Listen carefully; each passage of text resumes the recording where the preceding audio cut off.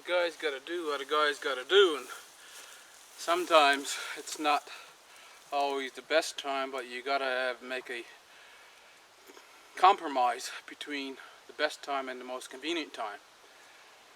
And since we just had a lot of rain, the ground is very moist now.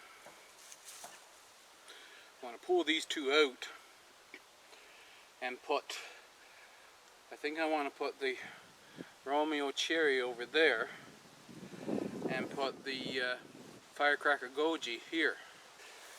This is a ASCAP honeyberry, and in some places they produce an abundance of berries, and they do taste quite a lot like blueberries, but I've never got it to produce. It produced just a handful, maybe or two a year.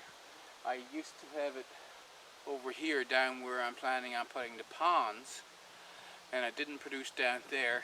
I moved it up here, it still don't produce. It would be nice for a hedge if I wanted to put just a green edge out along by the property line or something, but I'm not going to bother. This is supposed to be a food source, so anything that's something like this that's of no use to me, I'm going to pull it out and replace it with a useful plant. This one, like I say, it's a nice shape. That one is not even a nice shape. It's just a floppy old thing on the ground there. So I'll take them out, get rid of them. Got my quad here. I have a winch. I'm going to take the winch, wrap it around the base, and see if I can just pull it right out.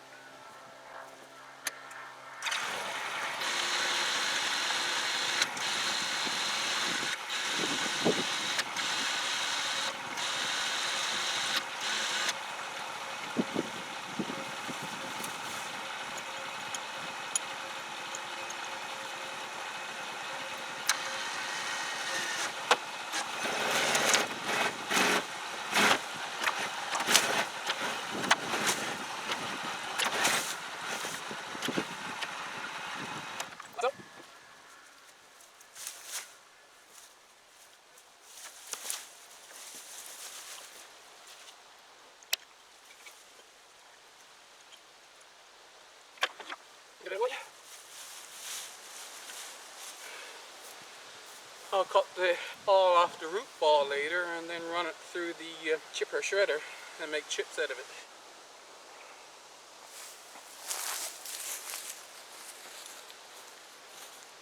Now I have this cherry plum here.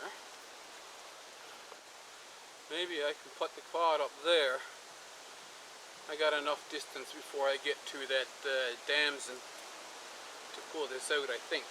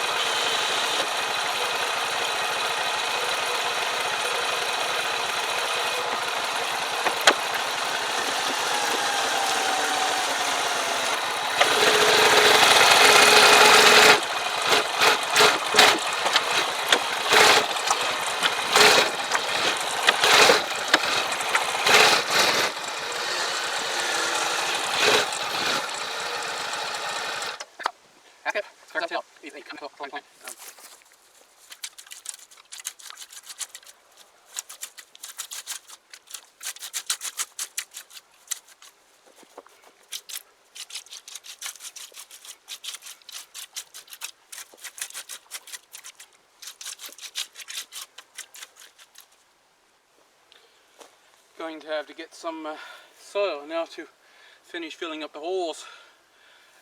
Some work I was doing this morning. I think it's an excellent place to get some forest floor humus to finish filling these up.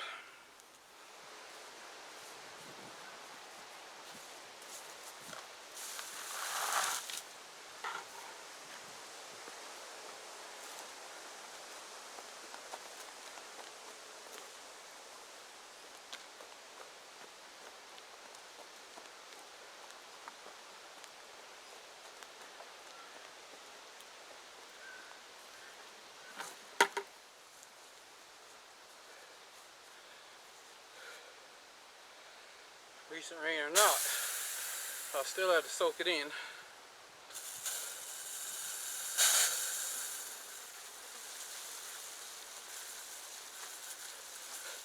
The forest floor material, that was under a tree that I cut down this morning, so it was dry anyway.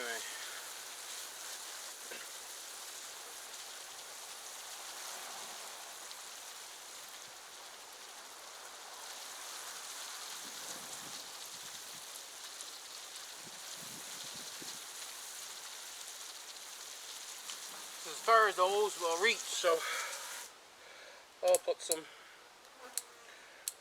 water in this bucket here now.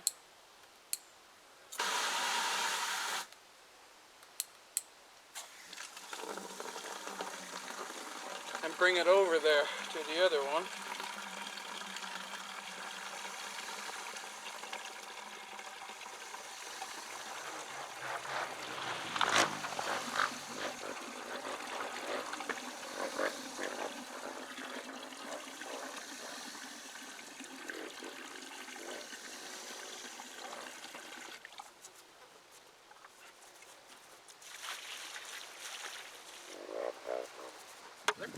Now this is the one we're going to move because it's not doing well there at all.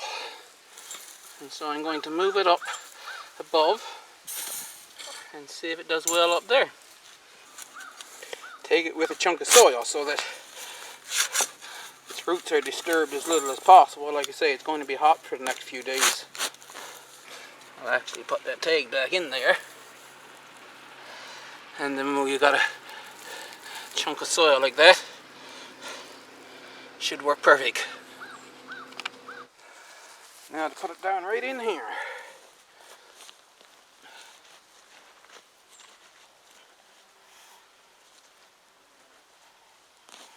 Yep, that soil's wet.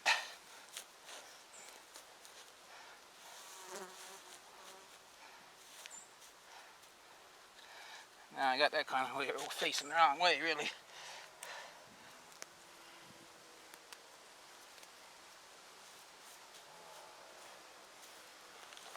That'll be good.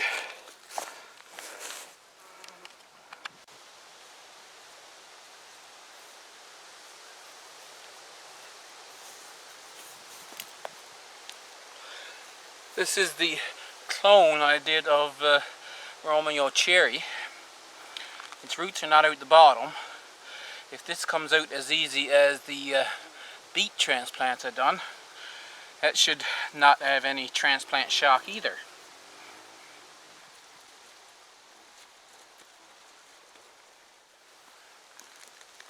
So let's see.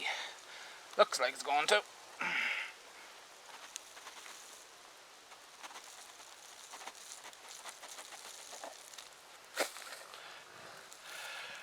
Nicely, here's the roots on the bottom, and you can see some coming out on the sides.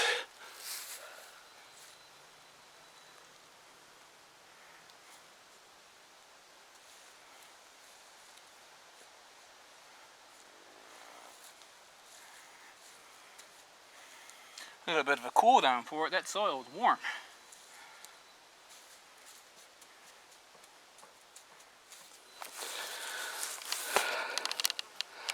So there we are. We've got our Romeo cherry planted there.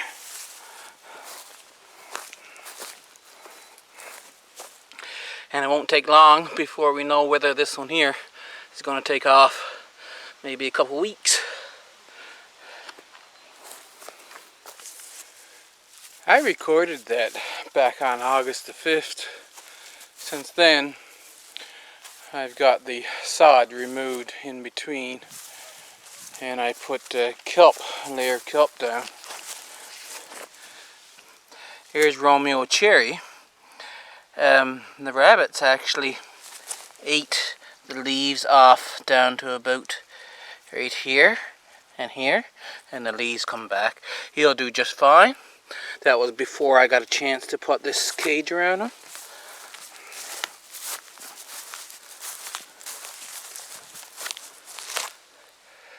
This is the Firecracker Goji. it lost its leaves on this side, but not on this side, so, and it's not showing signs of growth yet, so we'll just have to wait and see what happens next year now. I want to show you the other shrub. This is the sea berry. It has grown, well, in the spring it was only about this high. It has grown a good 6 inches over this growing season. Now since I cleared it all out around. So that's wonderful. I hope you enjoyed this little update. And I'll see you in the next one.